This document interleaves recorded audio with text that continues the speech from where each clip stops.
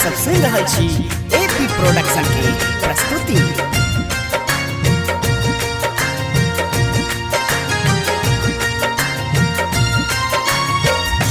हंस सवार करी अली भवानी, नैना सजल कैछ प्यार गे।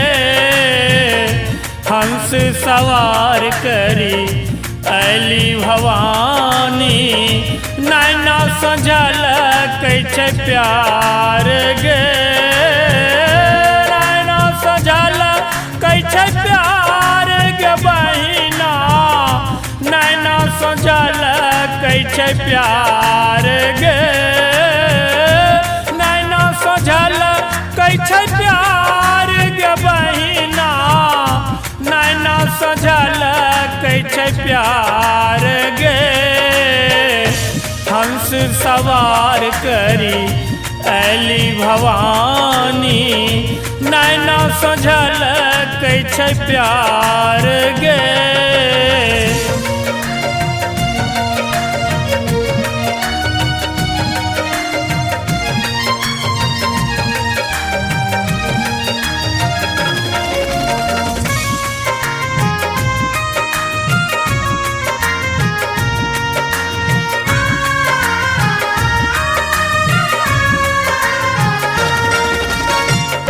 ममता के मूर्ति मैया हमर छठी, दीनन के रखबार गे। ममता के मूर्ति मैया हमर छठी, दीनन के रखबार है। दीनन के रखबार है बहिना, दीनन के रखबार गे। दीनन के रखबार गे बहिना, दीनन के रखबार गे। हंस सवारी करी अली भवानी, नैना सजल कैछ प्यार गे।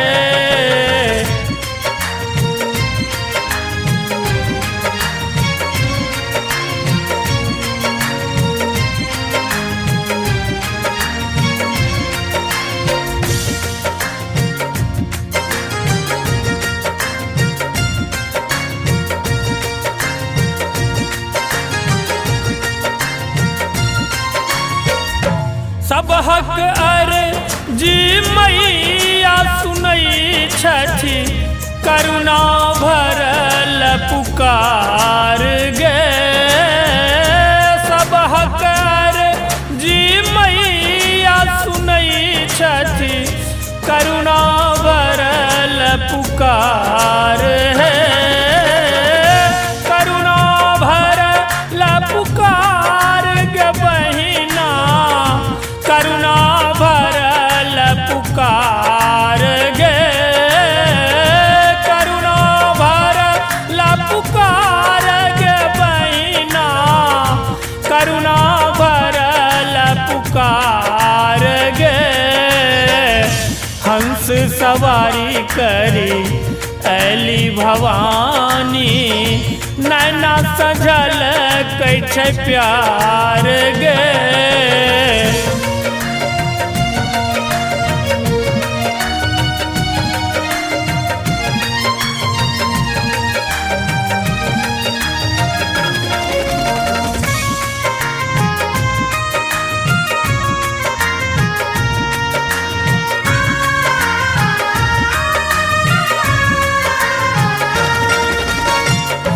श्रद्धा सुमन लय माधव चरण में, विनती कर ठार है। श्रद्धा सुमन लय माधव चरण में, विनती करई ठार है। विनती करई ठार गे बहिना, विनती करई ठार गे।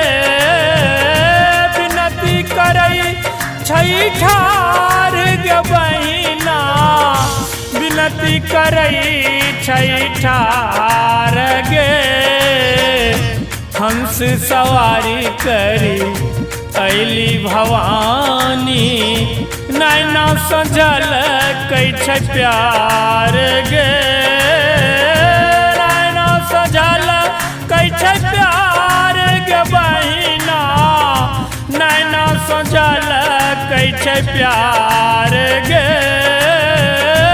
नैना सजल कै छै प्यार गे बहिना नैना सजल कै छै प्यार गे हंस सवार करी अली भवानी नैना सजल कै छै प्यार गे।